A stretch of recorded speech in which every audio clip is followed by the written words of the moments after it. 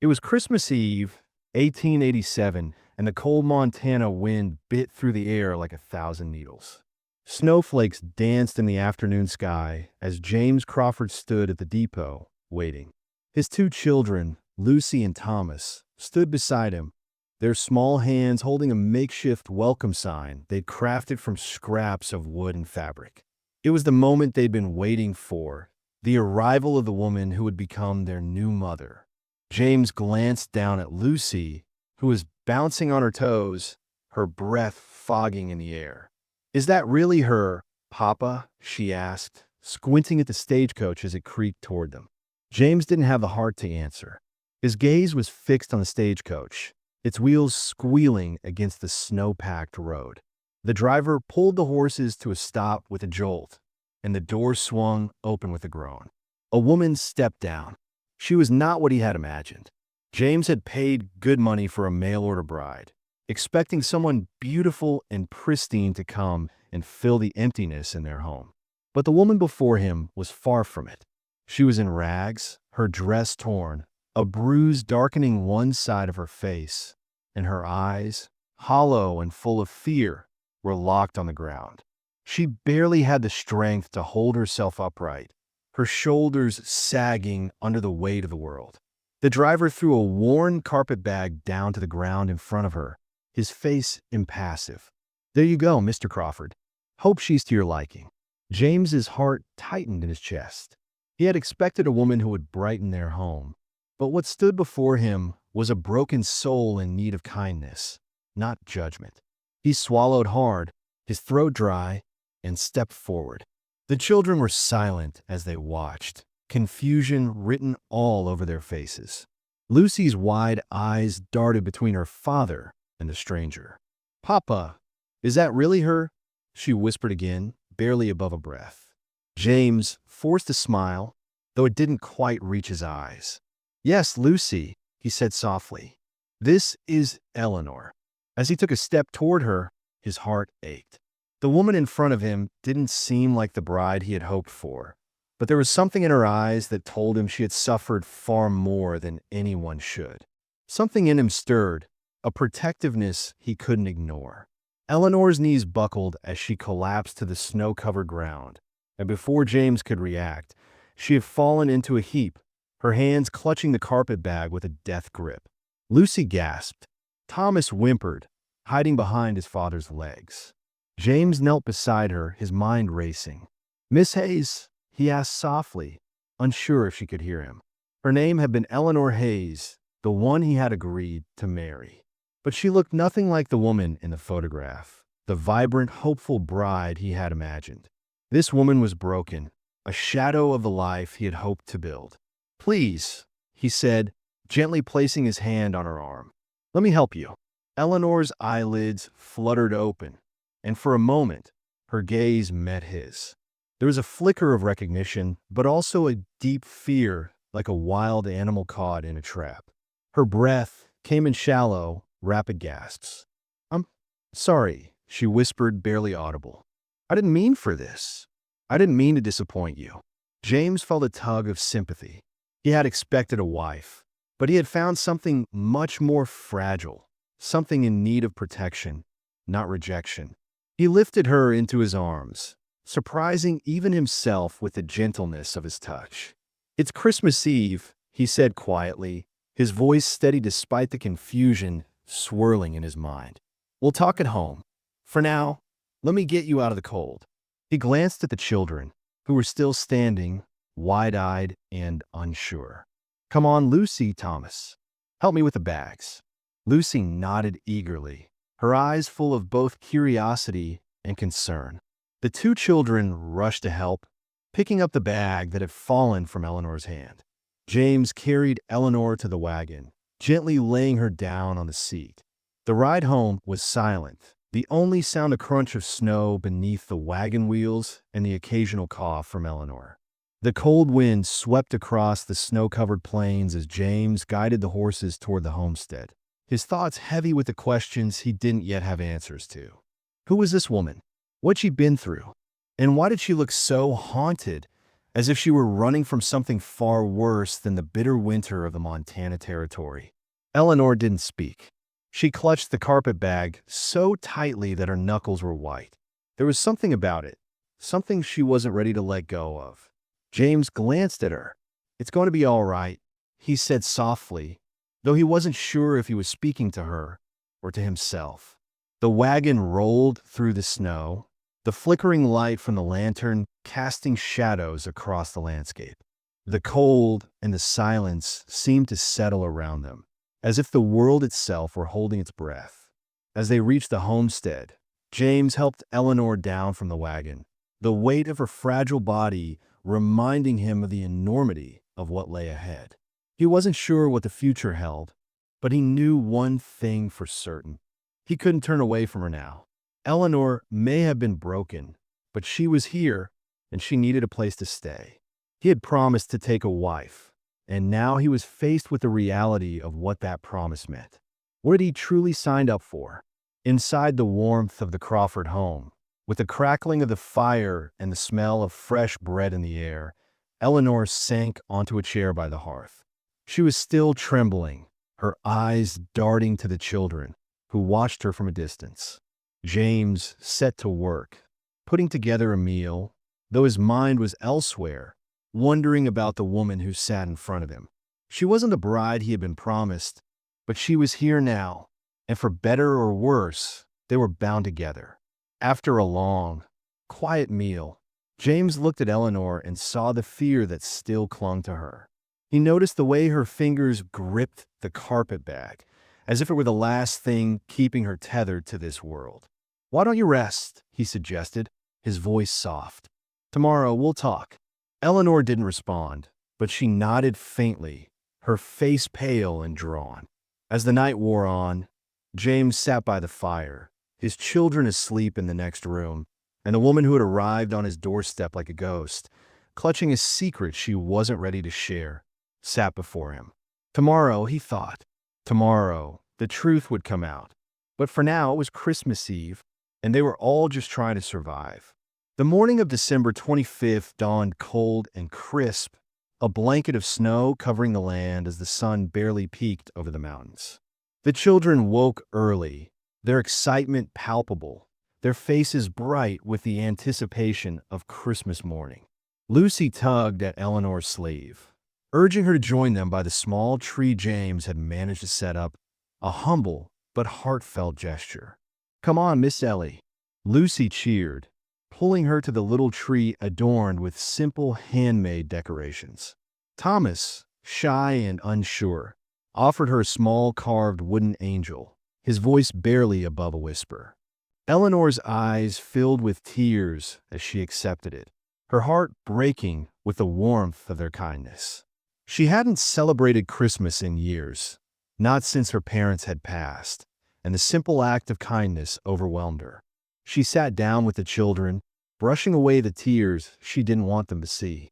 She helped Lucy with her hair ribbons, read Thomas a story by the fire, and for the first time in what felt like forever, Eleanor felt the faint stirrings of something she had almost forgotten: joy. James watched from the doorway, his heart softening as he saw her with the children.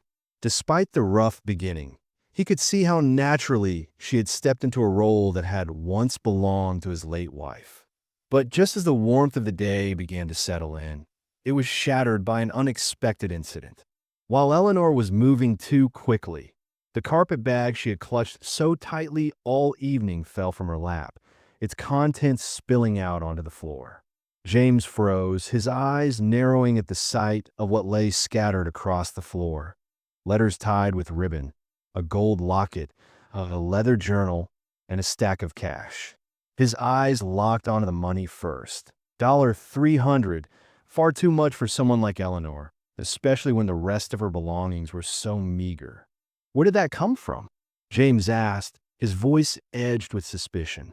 Eleanor's face drained of color, and she froze in place, panic rising in her chest.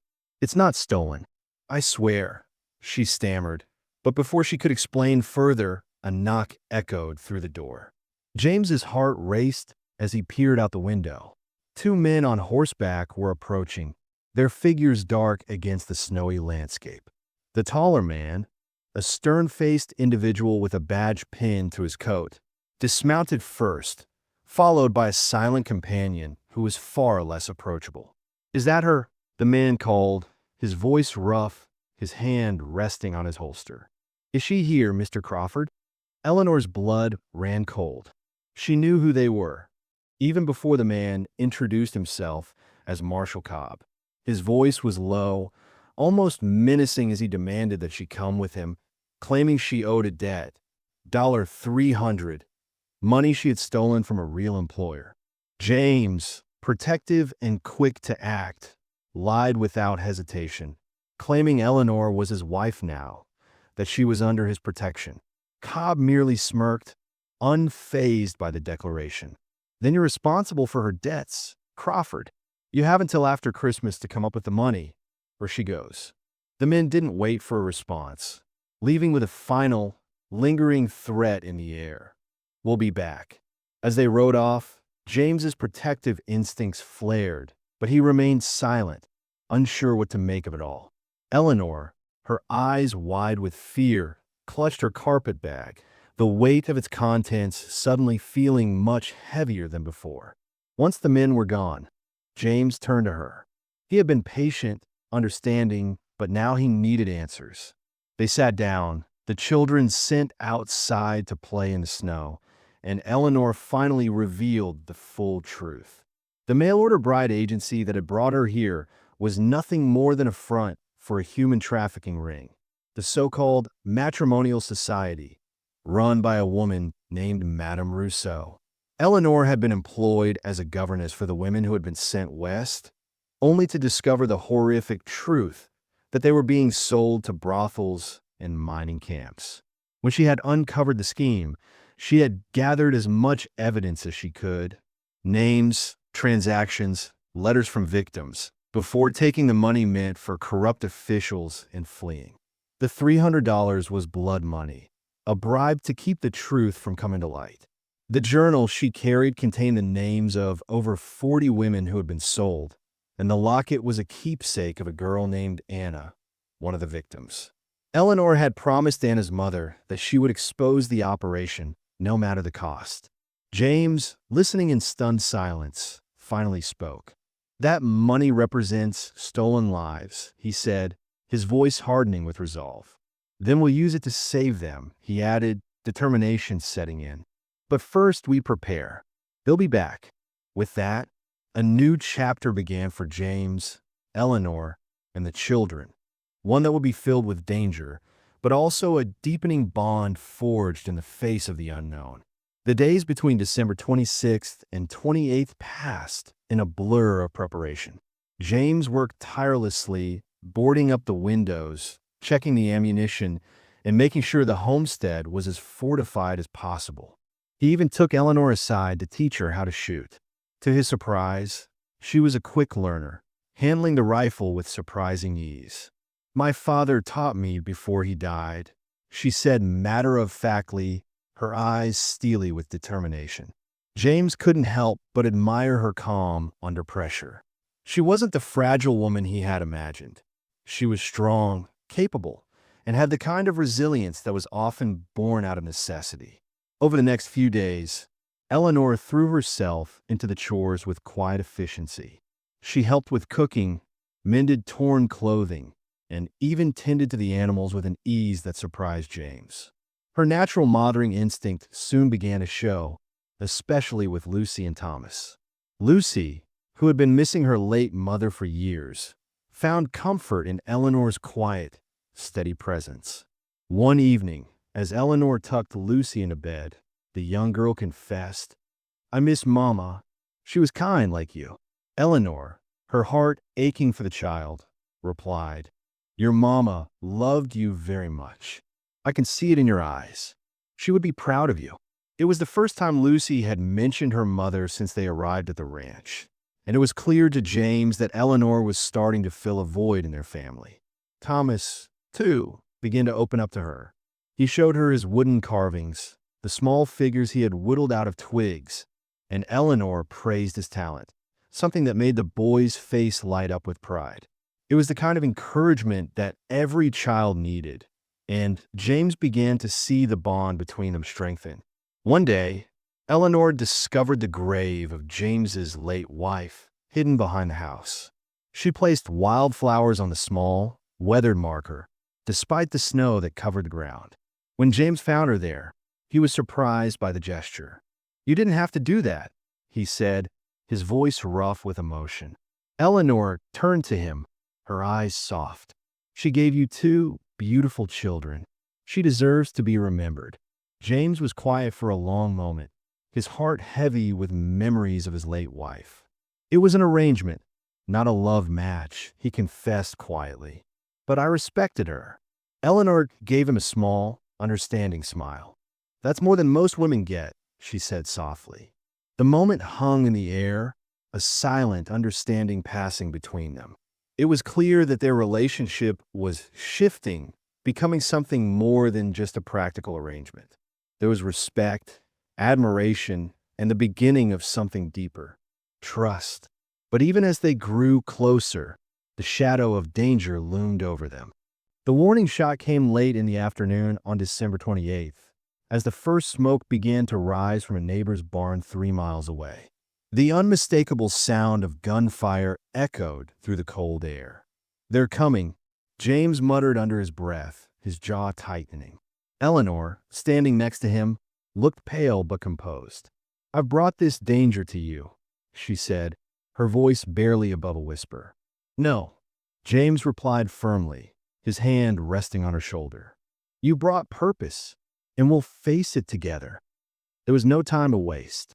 James quickly sent a rider to the neighboring ranches, alerting them to the threat and calling for reinforcements. It was clear that Marshal Cobb and his men were making good on their promise, and they weren't going to stop until they got what they wanted. The night before the siege, James and Eleanor went over the final preparations. They hid the children's route to the root cellar, making sure they knew where to go if things went south. They stockpiled food, water, blankets, and lanterns, ready to hunker down for what was coming. Eleanor copied the journal entries she had kept, making duplicates in case they didn't survive the night. "I'll send them to the territorial governor if anything happens to me," she said, her voice low and determined. James looked at her with a mix of admiration and concern. "Why are you doing this?" he asked, his voice soft. "You could turn me over to them. Get this over with." Eleanor shook her head, her expression hardening. "Because you're the bravest person I've ever met." The air between them crackled with tension, the weight of the moment hanging heavy in the space between them. As James moved closer, there was an undeniable pull between them, a raw, magnetic force that neither of them could ignore. Their faces were inches apart, and for a fleeting moment, it seemed like they might kiss. But James pulled back at the last second. "Not until you're truly safe. Not until it's real," he muttered, his heart racing. Eleanor's breath caught in her throat, her heart pounding in her chest as she fought to keep her emotions in check. There was something deep between them now, something unspoken but undeniable. The sound of hoofbeats in the distance interrupted their quiet moment, and they both turned toward the door. "They're coming tonight," James said, his voice grim. "Not tomorrow." The fight was about to begin. The siege started just after nightfall on December 29th. The wind howled through the trees, and the sound of hooves grew louder as Cobb and his men arrived, surrounding the house. James quickly ushered the children into the root cellar, giving them instructions to stay quiet and keep safe. "Will you stay with us?" Lucy asked Eleanor, her eyes wide with fear. Eleanor kneeled down, taking the child's hand. "Always. I promise," she whispered, her voice steady. Outside, Cobb and his men dismounted, torches in hand, setting fire to the outer shed as a warning. Cobb's voice rang out in the dark, harsh and threatening. "Send out the woman and the money," he yelled. "She owes a debt Crawford." James stepped forward, rifle in hand. "She's under my protection," he said, his voice firm. "This is my land." Cobb sneered, his hand resting on his gun. then you'll burn with her. The standoff escalated into chaos as gunfire erupted. James fired from the front windows, his shots steady and calculated. Eleanor, though inexperienced at first, took up a position by the side window, firing with an accuracy that surprised them both. James couldn't believe how calm she was under pressure. "You weren't lying about your father," he said, his voice filled with admiration. They held their position for hours, each shot counting as the attackers tried to force their way into the house. But the fight wasn't without its cost. Windows shattered, walls splintered, and the house was taking damage. They were running low on ammunition, but Eleanor remained calm. "We can't hold much longer," she said, her eyes scanning the dark, looking for any sign of help. James, grimly reloading his rifle, glanced out the window, his mind racing. "We don't have to," he muttered. "Help is coming." And just when they thought they couldn't hold on any longer, the sound of cavalry hooves echoed through the night. But this time, it wasn't Cobb and his men. 6 ranchers, armed and ready for a fight, came charging through the snow, led by Reverend Thomas and Deputy Marshal Hayes, a legitimate lawman. The tide turned quickly. Cobb and his men, caught between 2 forces, attempted to retreat. A brief firefight broke out before Silas, one of Cobb's men, was shot in the leg. Cobb, realizing they had lost, turned to flee. "This isn't over, Crawford," he shouted as he and his men disappeared into the night. The ranchers secured the perimeter, and the immediate danger passed. Exhausted, Eleanor collapsed into James's arms, unable to stand any longer. He carried her inside, his heart pounding in his chest. As they settled by the fire, Deputy Marshal Hayes arrived, his face grim as he questioned them. Eleanor, still shaken, revealed the journal and the evidence she had collected. Hayes's face darkened as he realized the magnitude of what they had uncovered. "I've heard rumors about Rousseau," he muttered, looking over the documents. "This confirms it." It was then that James realized just how much they had all risked. The battle wasn't over yet, but for the first time, there was hope. The neighbors gathered around, promising to stand watch, and the children emerged from the cellar, unsure of what had just happened, but safe. As they looked to Eleanor, Lucy whispered, "You came back." Eleanor smiled softly, her heart full. "I always will," she said, her voice steady and strong. But as the night wore on, James knew this was just the beginning. The battle had been won, but the war was far from over. The night of December 29th descended quickly, the sharp, bitter cold hanging heavily in the air. James could feel the weight of impending danger pressing down on him as he ushered his children into the root cellar, his heart racing with every step. The sound of hooves approaching in the distance was unmistakable, growing louder with each passing second. Lucy clung to Eleanor, her small face pale with fear. "Will you stay with us?" she asked, her voice trembling. Eleanor, ever calm under pressure, knelt down and smiled gently, despite the worry in her eyes. Always, she promised, her voice steady. With the children hidden away, James and Eleanor shared a moment of silence before the inevitable began. Outside, Cobb and his men arrived, dismounting with harsh, purposeful strides. The men carried torches, their faces hidden in the flickering shadows. The first flames of the outer shed lit up the night, a clear threat, signaling the beginning of the siege. Cobb's voice rang out, deep and threatening, cutting through the cold night air.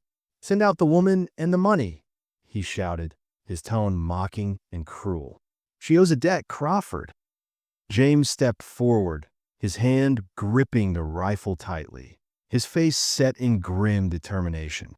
"She's under my protection," he said firmly, his voice carrying a hard edge. "This is my land, and no one takes her from me." Cobb's response was a sneer, his eyes cold. "Then you'll burn with her," he spat. The standoff was on. As the gunfire erupted, chaos took over. James fired from the front windows, his shots steady, calculated, and precise. Eleanor, despite her initial fear, quickly took her position at the side window. She handled the rifle with surprising skill, her shots landing true. James, though still shocked by her calmness, couldn't help but admire her. "You weren't lying about your father," he muttered as he reloaded his rifle. The house was being attacked from every side, and the sound of gunfire rang out relentlessly, the walls rattling under the impact of bullets. James and Eleanor fought side by side, their trust in each other growing with every passing moment. Hours seemed to stretch into eternity as they held their positions, their ammunition dwindling. The house took severe damage, windows shattered, and the walls splintered with each barrage. Eleanor, still calm, shot with precision, but she could see the strain in James's eyes, the exhaustion creeping into his movements. "We can't hold much longer," she said, her voice low but steady.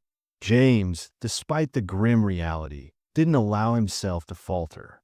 "We don't have to," he replied, reloading his rifle with deliberate care. "Help is coming." Just as hope seemed to fade, the unmistakable sound of hooves cut through the night air. The cavalry was arriving, not Cobb and his men, but a group of armed ranchers from the surrounding area. 6 men, led by Reverend Thomas and Deputy Marshal Hayes, appeared from the darkness, their rifles aimed at Cobb's men. Cobb and his group were caught between two forces, unable to retreat without facing a fight on both sides. A brief firefight ensued, the air thick with the smell of gunpowder and the crack of rifles. Silas, one of Cobb's men, took a bullet to the leg, and Cobb, realizing the tide had turned, shouted orders to retreat. "This isn't over. Crawford," he called as he and his men fled into the night, their figures disappearing into the snow. The ranchers, having secured the area, immediately began to assess the damage, ensuring the perimeter was safe. James, his chest heaving with exhaustion and relief, finally allowed himself a moment to breathe. He turned to Eleanor, who was leaning against the wall, her face pale with the strain of the battle. She had held her own, and James couldn't help but feel a deep respect for her strength. "Are you all right?" he asked softly, his voice filled with concern. Eleanor nodded, though her body trembled from exhaustion. "I will be," she whispered, her voice barely audible. As they gathered their wits and checked the property, Deputy Marshal Hayes arrived, his face grim as he looked around the damaged house. He approached James, his gaze flickering to Eleanor before he spoke. "I'll need to question you both," Hayes said, his voice low. "What happened here?" Eleanor, her hands shaking as she sat by the fire, recounted the events, explaining how Cobb and his men had come to collect the money she had taken. She showed Hayes the journal, the evidence she had gathered, and as she spoke, Hayes's face grew darker with each passing detail. "I've heard rumors about Rousseau," he muttered as he looked over the documents. "This confirms it." James listened in silence, his thoughts racing. He knew they had done the right thing by standing their ground, but he couldn't shake the feeling that this was just the beginning of a much larger battle. The neighbors, still gathered outside, promised to stay on alert, offering to help in any way they could. It was clear that, though the immediate threat had passed, the danger wasn't over yet. The children emerged from the root cellar, their faces filled with confusion and fear. They didn't fully understand what had just happened, but they knew they were safe. As they looked up at Eleanor, Lucy stepped forward hesitantly, her eyes wide with wonder. "You came back," she whispered, her voice soft. Eleanor smiled warmly, despite the exhaustion that weighed on her. "I always will," she said, her voice steady and sure. The children ran to her, and she gathered them in her arms, comforted by the simple warmth of their presence. James stood a few steps away, watching the scene unfold before him. He had never imagined that a stranger would walk into his life and change it so completely. Eleanor, with her quiet strength, had already become more than just a mail-order bride. She had become a part of their family. But the night was far from over, and they knew the battle was not yet won. As the fires of the siege burned out, A new sense of resolve settled over them. They had survived, but the real fight was just beginning. The danger would come again, and when it did, they would face it together. The siege had been brutal, but they had proven they could stand their ground. The war, however, was far from over. As the first light of day broke over the horizon on December 30th, the Crawford family prepared to leave the ranch. The journey ahead would be treacherous, but James knew it was their only option. The threat from Marshal Cobb and his men hadn't passed. If anything, it was just beginning. Eleanor, her face pale but determined, helped James gather the last of their supplies. The children were still sleepy, but the gravity of the situation had set in. Lucy, her small face filled with concern, kept asking questions about where they were going and why they had to leave. "Don't worry, Lucy," Eleanor said, taking the little girl's hand. "We're going to help people, and we'll be back soon." Thomas clung to James's side, looking up at him with wide, innocent eyes. James reassured them both, though a part of him wondered if this journey would be the last time they saw the ranch. The wagon, packed with blankets, food, water, and the evidence Eleanor had gathered, creaked under the weight of their burden. They weren't just carrying physical supplies. They were carrying the weight of truth, a truth that could change everything. The journey to Helena, the territorial capital, would take 2 days. It was a difficult trek through snow-covered plains and dense forests, and the cold bite of the wind made every mile feel like an eternity. James, Eleanor, the children, and their 2 armed neighbors as escorts, Reverend Thomas and a rancher named Hank, moved as quickly as they could, though they knew the dangers of the road. The first night of their journey was spent at Reverend Thomas's small church, a humble but warm refuge. The Reverend, a kind man with a quiet strength, agreed to hold onto a duplicate of the evidence Eleanor had gathered, ensuring that no matter what happened on the road, the truth would survive. As the group settled around a small fire inside the church, Eleanor sat with Lucy, combing her fingers through the child's hair. It was a rare moment of calm amidst the storm. Lucy, though young, sensed the tension in the air. "Why are we going to Helena, Miss Ellie?" she asked, her voice small. Eleanor smiled softly, brushing a stray lock of hair from Lucy's forehead. "We're going to tell people what happened, Lucy. We're going to stop bad people from hurting others. You're a brave girl, and we'll make sure no one can hurt us again." Lucy nodded, though her eyes still carried the weight of the uncertainty that surrounded them. As the fire flickered and the shadows danced on the walls of the church, James caught Eleanor's eye. For a brief moment, their shared silence spoke volumes. They were in this together, no matter the cost. The following morning, the group set out again, the cold wind biting at their faces as they made their way to Helena. The journey was exhausting, but James and Eleanor pushed forward, knowing that the fate of many rested on the journey they were undertaking. As they neared the city, the landscape changed. The barren plains gave way to the bustling streets of Helena, the capital of the territory. The buildings were larger, the streets more crowded, and for a moment, it felt like they were stepping into another world entirely. The children, who had never seen a city like this, stared in awe at the towering structures and the flurry of activity all around them. When they arrived at the governor's office, it felt like they were stepping into a place of power and authority. The building was grand, its stone facade cold and imposing. Eleanor's stomach churned with nerves, but she kept her composure as they entered the office, only to be met with initial dismissal. The secretary behind the desk eyed them with impatience, clearly not understanding the gravity of what they had come to say.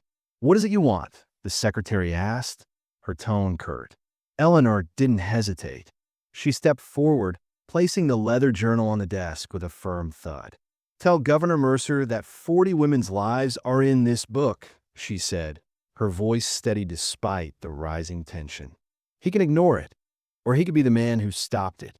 The secretary's eyes widened in shock, and without a word, she hurried off to fetch the governor.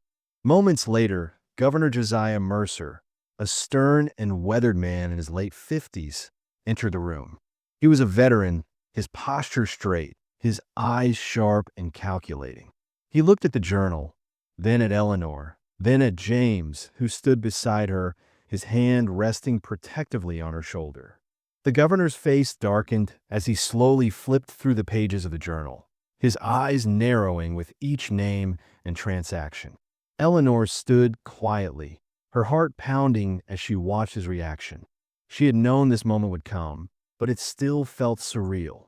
She was standing in front of the very man who had the power to change everything, to expose the corruption and save countless lives. "This is monstrous," Governor Mercer muttered under his breath, his hands trembling as he held the journal. He turned to Eleanor, his voice softening slightly. "How did you come by this?"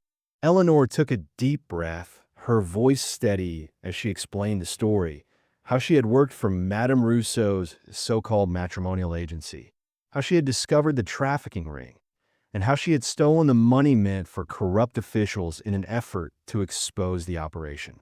As she spoke, the governor's face grew graver.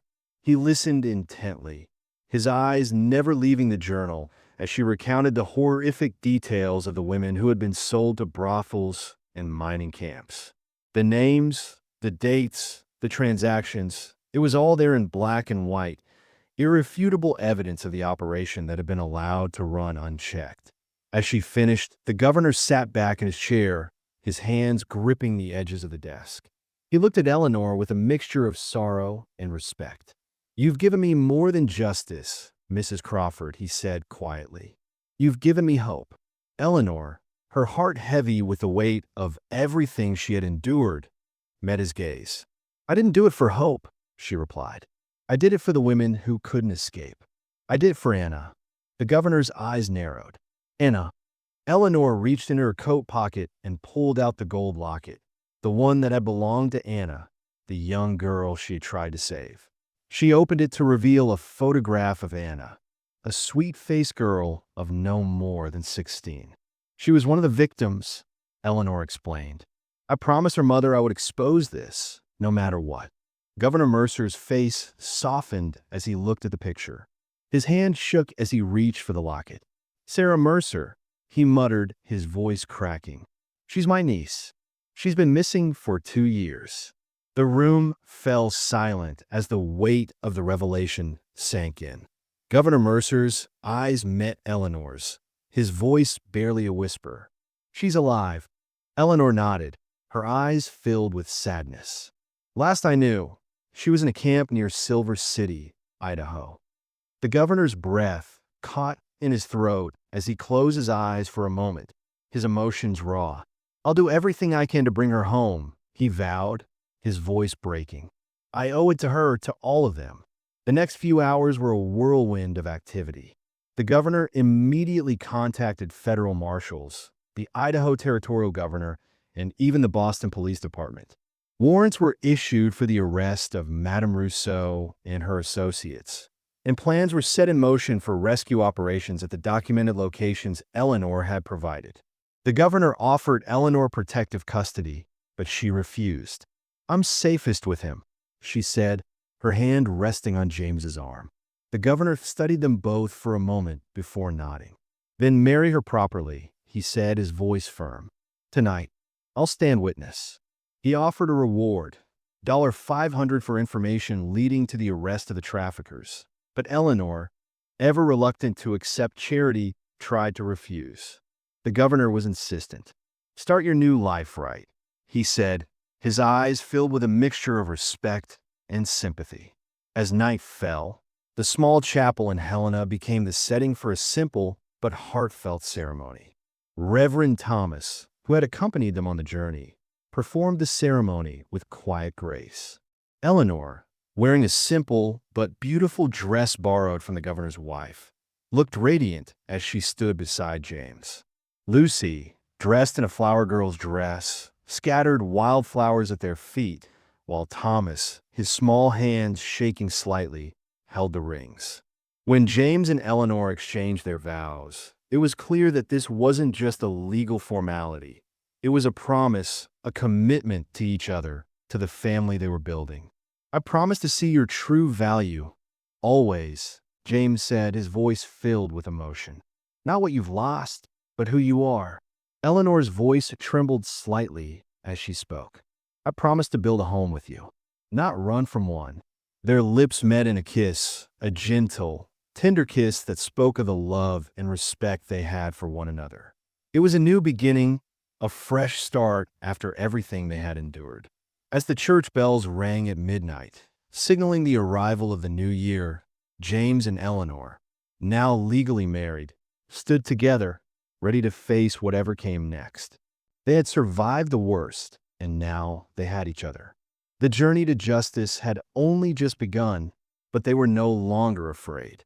Together, they would fight for the truth, for the women who had suffered, and for the life they were building, one of hope, love, and family. The journey back to the Crawford Ranch was far different from the journey they had taken just days before. The mood in the wagon was lighter, though still filled with the weight of the battles they had fought and won. The children, who had once been anxious and confused, now seemed more at ease, their faces less burdened by fear and uncertainty. Lucy, her small face bright with a newfound sense of security, hummed softly to herself, her hand resting on Eleanor's. Thomas, no longer clinging to James with the same apprehension, sat tall beside him, his eyes wide with wonder as they passed familiar landmarks, his small hand reaching for the reins whenever he could. Eleanor, her heart still racing with the events of the past days, found herself gazing at the land she had come to think of as her home. The sky was wide and open, the snow-covered plains stretching out before them like a vast, untouched canvas. She had never imagined that she would be here, in this place, with these people, but somehow it had become her world. As they passed the neighboring ranches, the familiar faces of those who had stood by them during the siege greeted them with nods of respect and gratitude. Word had already spread about their journey to Helena, about what they had done to expose the trafficking ring, and Eleanor could feel the weight of it in every glance, every whispered word. She wasn't just the mail-order bride anymore. She was a woman who had fought for justice, who had saved lives, and who had found a place in this community. The ranch, too, had changed in a short time since they had left. As they approached the homestead, James noticed that the repairs made after the siege were well underway. Neighbors had pitched in, fixing the windows, patching up the walls, and restoring the ranch to a semblance of normalcy. The once damaged porch now stood proud, with a welcoming sign hung above the door.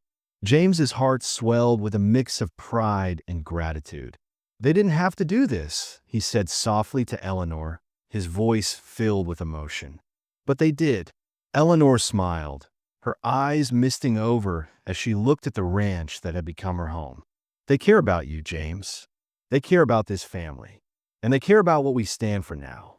When they arrived at the porch, James carried Lucy into the house, while Eleanor followed, her hand resting protectively over her growing belly. The warmth of the house wrapped around them, a stark contrast to the cold wind outside. Inside, the fire crackled in the hearth, and the smell of fresh bread filled the air. The children, eager to explore, rushed to their rooms, laughing as they went. Eleanor stood in the doorway for a moment, her hand on her stomach, taking in the sight of the life they had built.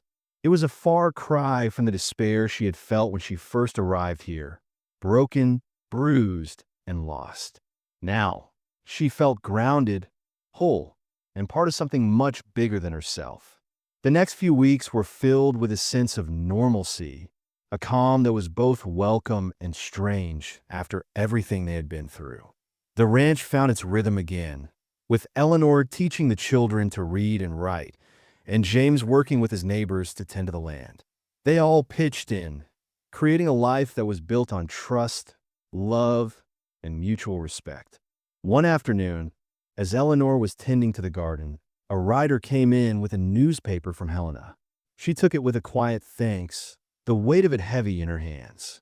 She didn't need to open it to know what it was. The headline read, Boston trafficking ring exposed. Her heart raced as she scanned the article, her eyes scanning the details of the arrests, the women rescued, and the names of the officials implicated in the scandal. Madame Rousseau, the woman who had started the trafficking ring, had been arrested along with her associates, and the women who had been sold were now free, starting new lives in safer places. But it wasn't just the arrest that made her heart swell. It was the mention of the brave woman who had exposed the operation, the governess who had risked everything to save others. The article didn't name her directly, but Eleanor knew that the words were hers, that her actions had been the catalyst for change. As she read, tears filled her eyes. "You did this," James said softly, coming up behind her and resting a hand on her shoulder. Eleanor nodded, her voice thick with emotion. "We did this, James. Together." The children, unaware of the full extent of what had happened, sensed the shift in the atmosphere. Lucy, her small face lit with pride, ran to Eleanor. "Mama Ellie," she said, a wide smile on her face. "You're a hero." Eleanor's heart melted as she looked down at the little girl, her arms pulling her close. "I'm not a hero, Lucy," she whispered. "I'm just someone who wanted to do what was right. And you can do that too, no matter how small you are." As the days passed, the ranch began to feel more like a home, not just to James and the children, but to Eleanor as well. She was no longer the stranger who had arrived on Christmas Eve. She was Mrs. Crawford now, not just in name, but in heart. The community began to embrace her fully, and she started to take on a more prominent role, helping other women in the area learn the skills they would need to live independently and confidently. She became a teacher, a mentor, and a mother figure to many. But despite the peace that had settled over them, the memories of their past would never be far behind. One evening, as James and Eleanor sat on the porch, watching the sunset over the mountains, they spoke of the future. Eleanor, her hand resting on her growing belly, looked out at the land that had become so familiar to her. "Do you think we'll ever forget?" she asked, her voice soft. James turned to her, his eyes filled with a quiet understanding. "I don't think we ever could," he said, his voice steady. "But that doesn't mean we have to live in it. We've made something good here, Eleanor. Something real." Eleanor smiled, her heart swelling with love for the man who had seen her for who she truly was. She had come to this place broken, but she was leaving it stronger than ever. "We have a family now," she said, her voice thick with emotion. "And that's all that matters." As the months passed, Eleanor's pregnancy progressed, and the ranch became a place of laughter, warmth, and stability. The children grew in confidence, learning the skills they would need to thrive in the world, and Eleanor took great pride in teaching them. She also helped the other women in the community, teaching them to read, write, and sew, giving them the tools they needed to build their own futures. The work was fulfilling, but it was the love that James showed her every day that kept her going. He wasn't just her protector, he was her partner, her equal. As the spring months gave way to summer, Eleanor found herself standing at the ranch gate one afternoon, watching James and the children work in the fields. The sight was beautiful, peaceful, and full of hope. Lucy was chasing butterflies, her laughter ringing out in the crisp air, and Thomas was learning to rope the fence posts, his small hands clumsy but determined. James stood tall beside him, patiently guiding him, teaching him. Eleanor's heart swelled as she watched the family she had come to love with all her being. "I thought I was arriving at the end. Broken, empty, worth nothing." But as she stood there, watching them, she realized how wrong she had been. "But he saw what I couldn't. That rags don't define you. That your worth isn't in what you've lost, but in what you choose to give." James looked up from his work and saw her standing there, his face softening as he waved to her. He walked over, his hand resting on her belly, feeling the baby kick beneath her skin. "Strong one," he murmured, his voice warm. Eleanor smiled, her hand resting over his. "Like their father." "And their mother," James added firmly, his voice filled with pride. Eleanor felt the weight of those words settle in her heart, knowing that this was the life she had always dreamed of, one built on love, respect, and the willingness to fight for what was right. As she looked at the family they had become, she knew that everything she had endured, everything she had fought for, had led her here. And here, in this place, with these people, she had found something she had never thought possible: a home. James placed a hand on her belly, feeling the baby kick again. He leaned in, kissing her forehead gently, his voice low and filled with love. "You're home now," he whispered. Eleanor smiled, her heart full. "And I'm never leaving." As the sun set over the ranch, the family stood together, the bond between them stronger than ever, knowing that no matter what the future held, they would face it together as a family. The journey had been long, but they had come home.